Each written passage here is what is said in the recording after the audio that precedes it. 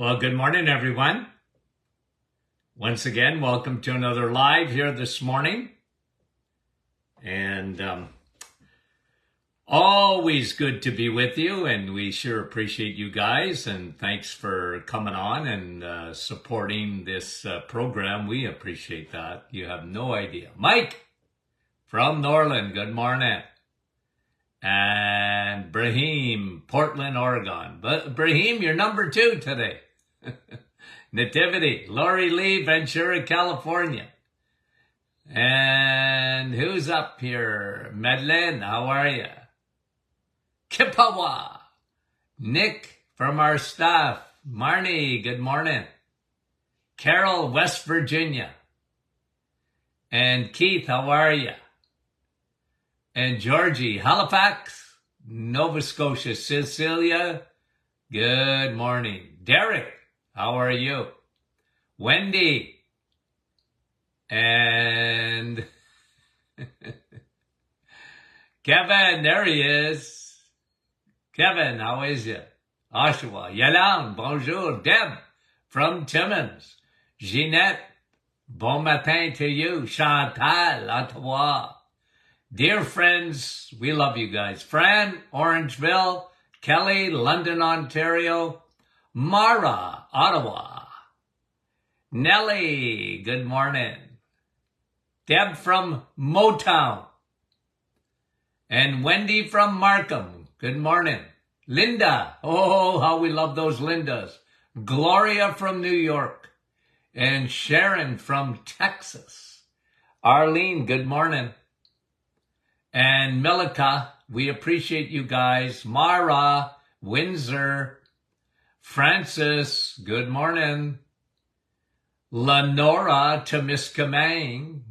Barbara, Cape Breton. Leela, good morning. And Sharon from Nova Scotia. Sue from Manitoulin Island. Joanne, North Bay, good morning. We appreciate it. Irene from Chrysler. We sure appreciate that. Rice Lake is Debbie, good morning. And Annette, Nouveau Brunswick. Wanda from Virginia. Sandy, Chilliwack, British Columbia. IT, Unionville. Sue, good morning. Sandy from Vancouver, Washington. Colette, how are you? Donna, Newfoundland. Maureen, how are you? Boca Raton. Rose from Brampton. Okay, 2 more. Barbara, Atlanta. And Gertie, good morning. And okay, 3 more. Sharon. Well, I'm seeing those names. So Peggy, Cheryl from West Virginia, and Bonnie, thanks for coming on. Olga, good morning to you. Anybody that I missed, I'm sorry about that. Okay, now, 2 new surprising studies. Well, yeah, I guess they're sort of surprising. I want to talk about that just to start off this morning. Both have to do with diabetes and insulin resistance, and 2 things that you might not think of. And one of them is a bacteria called H. pylori. Okay? And what this study is saying is that if you have insulin resistance, if you are diabetic, your chances of getting H. pylori are much increased. Okay? It's sort of a little bit of the chicken or the egg. What comes first? Well, let me tell you this. Here's what I see with H. pylori. I could be wrong, but I think I'm right. H. pylori, put your hand up, you have it. It's in your body. It's hanging around. And most of the time, very silent, doesn't bother you. Your body knows what to do. It keeps it at bay, much like, you know, the herpes virus or whatever, right? You get the chicken pox as a kid. Your immune system allows it to stay. Okay, so now you have the herpes virus. But it becomes what they call in medicine latent, meaning that it just goes to sleep. And it won't raise its ugly head unless you get stressed out or whatever. So, for example, a cold sore or shingles, right? What is that? Well, that's herpes zoster, and that is a herpes virus. It's the chickenpox virus that got activated. And usually, in my opinion, and whatever, I used to see it in my office, these people had, you know, it's a perfect storm when it comes out. And it's usually stress, sometimes hormonal. Well, cortisol is a hormone, but I mean, sometimes it's a perfect storm of hormonal, and that virus would come out either as chicken pox, not chicken pox, but as,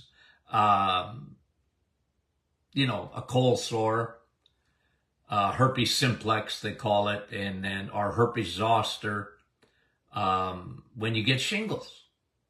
No fun under the sun. Okay? Now, what they're saying in these studies, one of them is talking about H. pylori, and what they're saying is there's a huge correlation between H. pylori, which can give you some if it raises its ugly head, it can give you pretty serious digestive issues. It can cause an ulcer, for example. It can eat away at the lining of your stomach.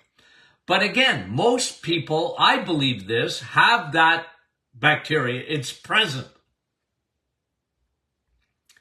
But it's not doing anything because you're, and I've talked to you about this in the past.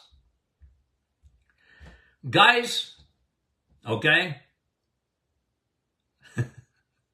Makes me upset.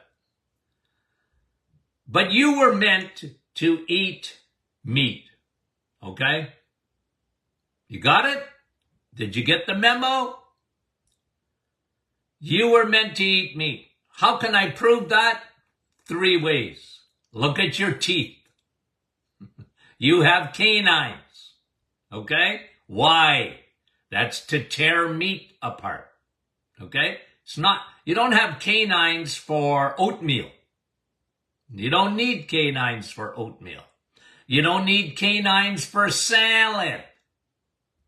You need canines for chicken and meat. Okay?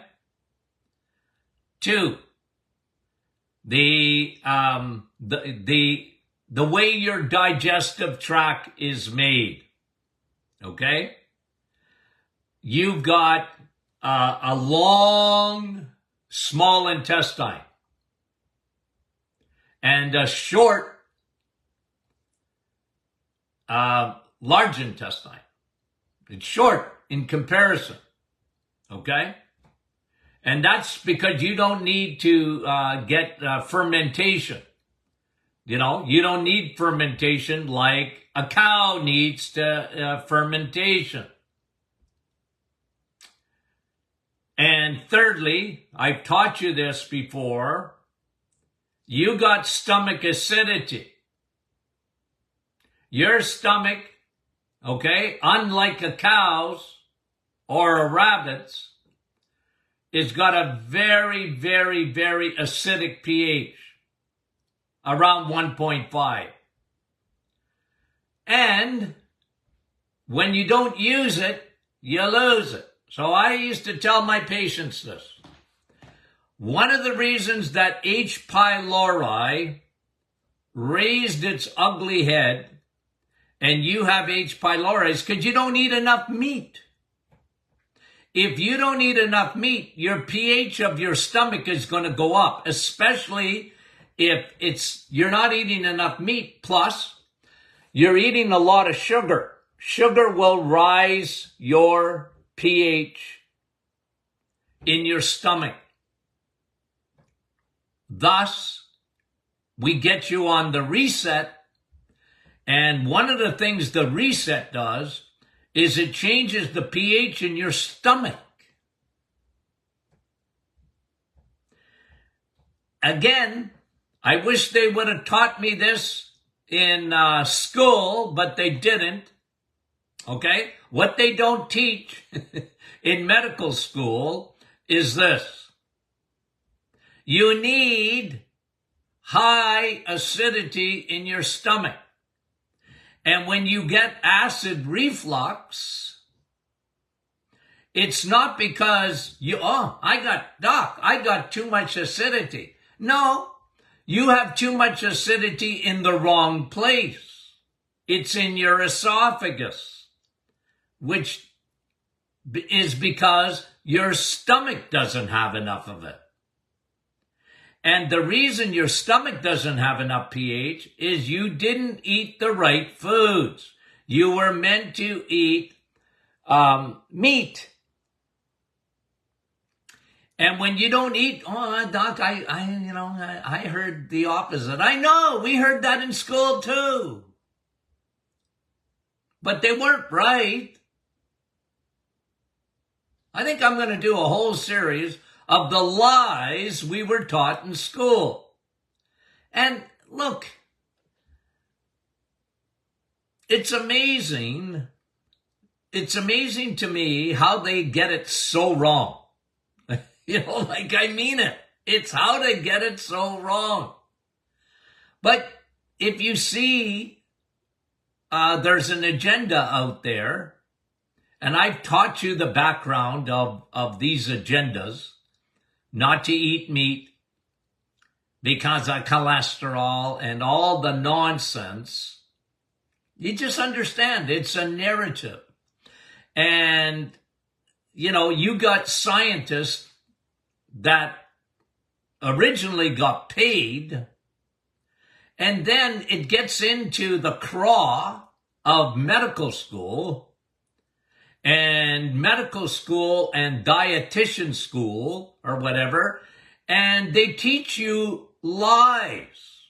I don't think they mean it. I think they're sincere. I mean it. I think, universities and all that, when they teach, I think the professors are sincere,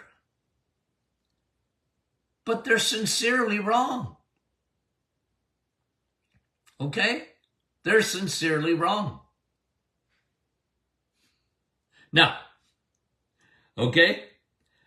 H. pylori, a bacterial infection, much like the herpes virus, ought to be latent, meaning it's there, but it shouldn't bother you at all. And if you have a good stomach acidity, it won't bother you. Here's another thing. They're seeing a huge connection between the activation of H. pylori and diabetes. Well, diabetics are carboholics. Okay? Diabetics are carboholics. What? They are. They're carboholics. Diabetes is a food problem. They have an intolerance to carbohydrates. And when you eat too many of them, you're going to be diabetic. And it's one of the biggest scourge in our society today. Okay? And so what do? Keep the pH of your stomach very, very, very acidic. Yeah. Human beings are meant to eat meat. Now you might, in the meantime, you've got trouble with your acidity in your stomach. I love digestive enzymes. I like some balsamic vinegar or apple cider vinegar. A little touch of that helps with acidity to get it kick-started. I like that. Okay?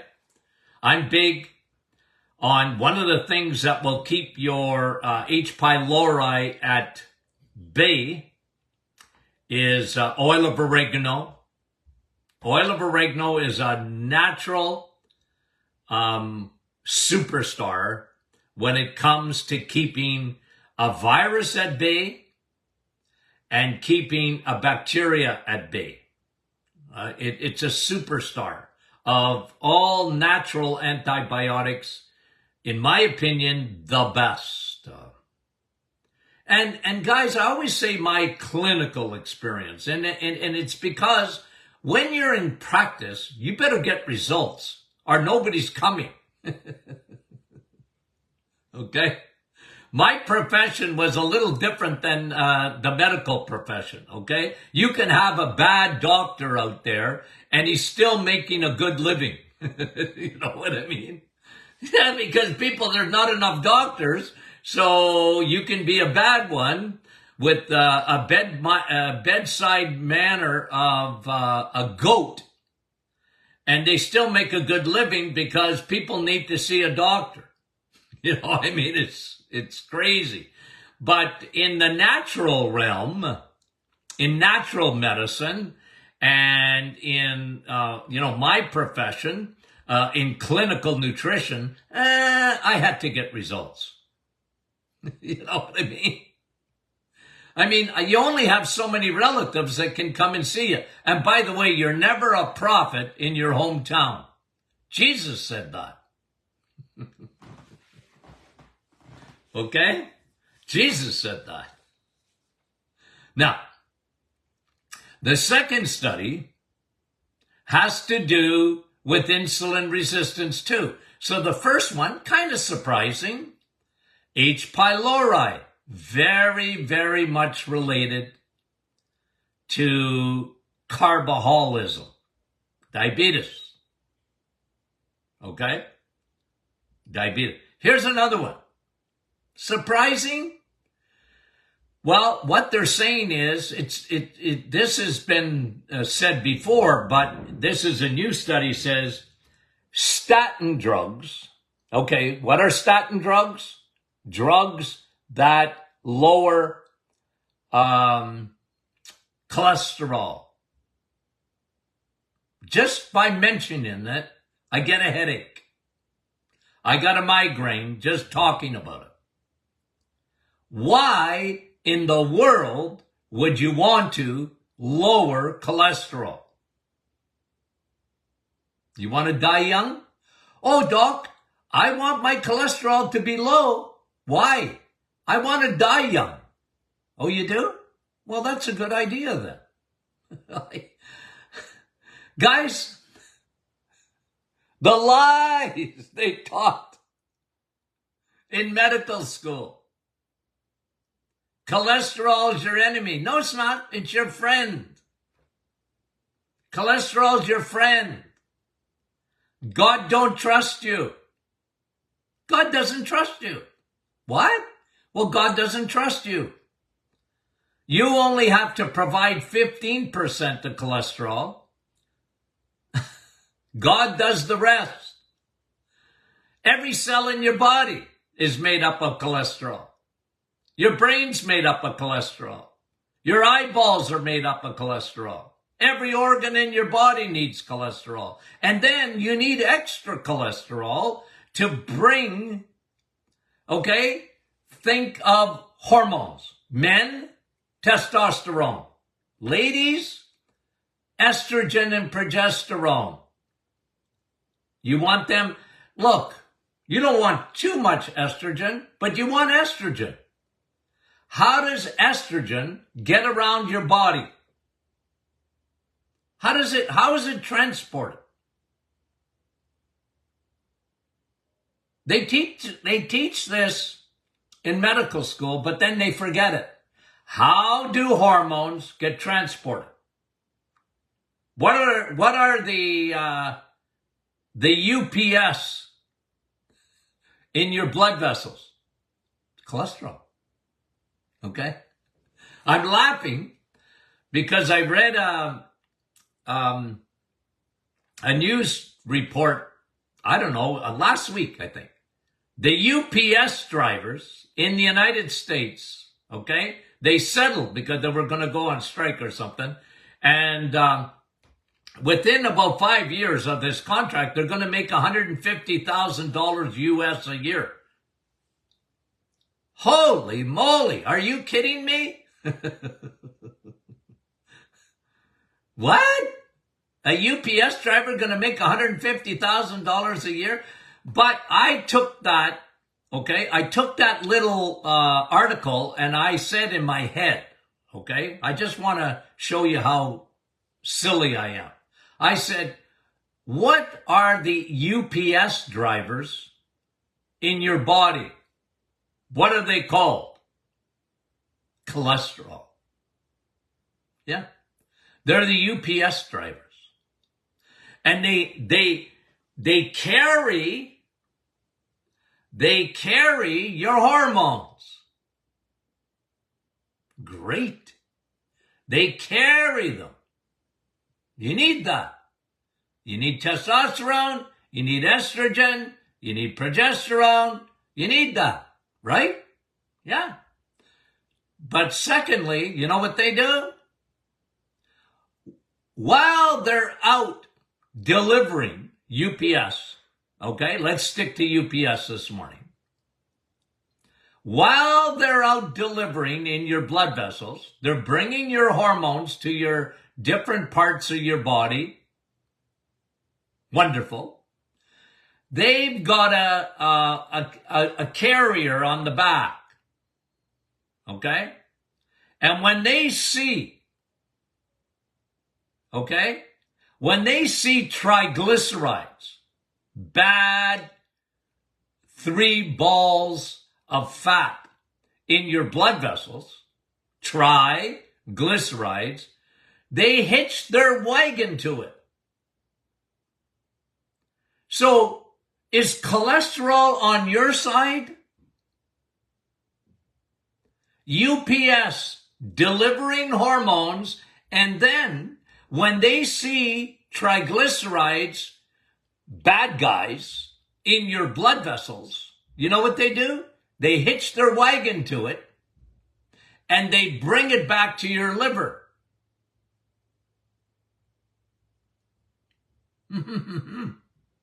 They transport bad fats back to your liver for metabolism, to get broken down. How can cholesterol be bad for you?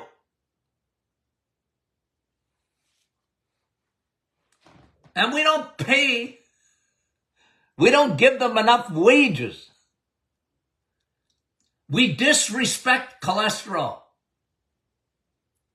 And it's been a disaster in our society today. It's a disaster. Because people lied and people died. You remember the Iraq War? Okay? And this statement came out of the Iraq War. And then especially afterwards. Remember, they said Saddam had, weapons of mass destruction. And then they went in there and they found out he didn't. Now, I don't know if he hid them. I don't know. I'm not trying to be political. But here's a statement they said. Okay, the media. People lied and people died. Well, you ask American soldiers, Canadian soldiers too. When we went to war, a lot of people died for a lie. Folks, millions and millions of people have died trying to lower their cholesterol. People lied. The pharmaceutical companies lied. And people died. Statin drugs hasn't saved anybody's life. It's been a disaster. Is it going to stop? No. It's so much in the craw of medicine. It's so much in the craw of the media. It's so much in the craw of the food companies. It's so much in the craw of almost every guru, even in my profession, in natural medicine, even in clinical nutrition. They bought it hook, line, and sinker. They bought it. And it's almost like they kissed their brains goodbye. It's almost like, what? Cholesterol bad? What? Cholesterol not bad. You're blaming the bad guy because he's at the crime scene. They're UPS drivers. They're on the highways. They're the policemen. They're at a crime scene. They're the firemen. They're cholesterol. Of course they're going to be in your blood. Oh, look at that cholesterol. Yeah, doc. Okay, how about ApoA, lipoprotein A, and what about it? I'm telling you, folks, they made it up as they went along. And I'm going to tell you what happens in Canada. I can't say for sure in the United States. So I'm going to tell you this in Ontario, our province. If a cardiologist, you have a heart attack, whether your cholesterol was normal or not, according to them, they're going to give you a statin drug. Why? Because the College of Physicians and Surgeons told them, you want to lose your license? Then you do what we tell you, and you better give out a statin drug. Otherwise, we're gonna take your license, and the malpractice insurance. You know, a physician has to have malpractice insurance. Costs them a lot of money if they ever get sued.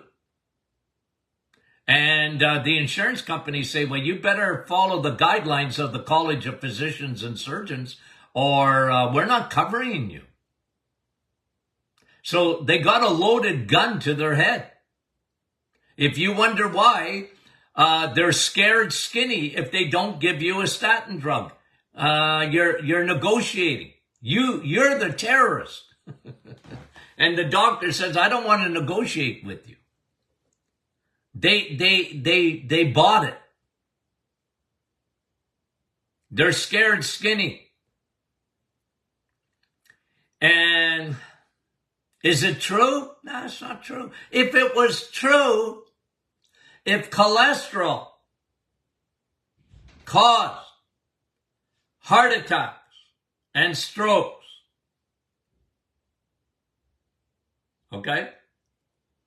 If that was the case, there wouldn't be any more heart disease. There'd be almost none. And there wouldn't be any more strokes. Because most people, they don't eat any cholesterol. Most people are so scared of eating eggs. Ooh, eggs. Ooh, look at the yolk. Yee, that's yellow. That's cholesterol. That's fat. That's bad. That's going to clog up my arteries. Just the opposite. Cheese. I put a study up the other day. And people, even in my group, cheese, cheese is good for your heart. Yeah, cheese is good for your heart. I thought dairy, Doc, was bad. No, it's not bad. Dairy's good for you. And cheese is good for you. As a matter of fact, cheese has a very, very high source of vitamin K2, and vitamin K2 will keep you from a heart attack. Because K2 takes calcium and takes it out of your arteries. It takes it out and it puts it where it belongs. Guys, I'm telling you, I read these two studies. Both of them have an effect, both of them connected to insulin. Man, is there anything not connected to insulin? The hormone, insulin. Insulin's your friend until you use too much of it. Then it becomes your enemy. But they blame cholesterol. They blame it. Poor cholesterol. And the only thing that happens if you keep your cholesterol low is you're going to die younger. Because even your immune system. Think of, LDL, how it got all that. LDL, listen, when I was in school, we hardly even knew about LDL, and because we never talked about it, just talked about cholesterol. Okay, not that we didn't know what cholesterol did. And that you had HDL and LDL, but we didn't differentiate it because it was just starting then that cholesterol was the bad guy, but I never bought it. I just didn't buy it. But they weren't as adamant as once the 1980s came, then cholesterol was the boogeyman big time. Okay? But let me tell you about LDL. Okay, HDL, high. You want that high. You want as many UPS trucks on the highways of your blood vessels as you can. Okay, today's UPS. LDL is another UPS truck. And it carries. It is a very big carrier. And a huge friend to your immune system. The more they study LDL, and you know what statin drugs do? They lower LDL. Statin drugs work, They do. They will lower your LDL. 100% for sure. Why do you want that? You want to kill that carrier? That's a big part of your immune system. That's why you die young if your cholesterol, And as you get older, you even want more cholesterol. And then it's 60, 70% of the population after a certain age, they're already on statin drugs.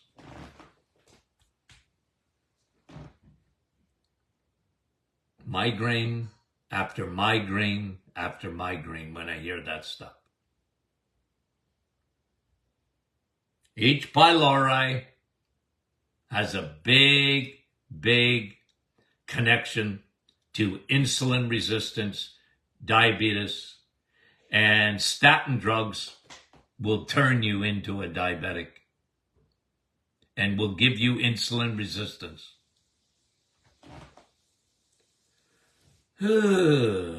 Okay, guys, Friday is what? Question and answer Friday. That means you get your questions in. Okay? Are they coming in? I'd have to ask my staff. Get your questions in. We appreciate that. It's always a fun time. Okay? Guys, we love you dearly. Talk to you soon.